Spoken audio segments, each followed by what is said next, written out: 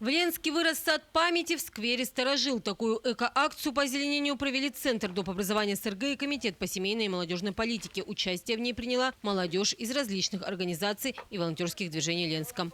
Эту акцию мы проводим впервые. Участники у нас здесь волонтерские движения. Это Ленский технологический техникум волонтеры, также волонтеры Лучи Ленска, волонтеры школы 8-го вида.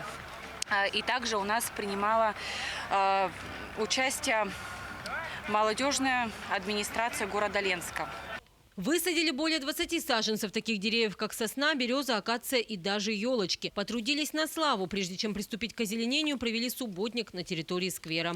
Ну, сначала мы убрали здесь, всю траву убрали, мусор, очень много мусора было. И после этого сейчас уже саженцы привезли и уже начали садить, уже заканчиваем. А некоторые уже не первый раз. Нас уже много, тут 10 человек вроде. Точно не скажу, но нас много, да. И техника.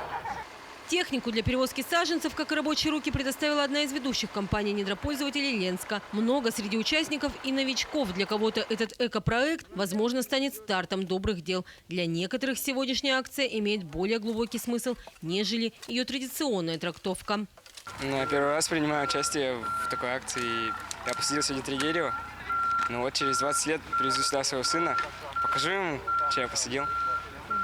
Как ты считаешь, нужны ли такие акции? Надо ли принимать в них участие? Ну да. Чем больше садим, чем больше кислорода.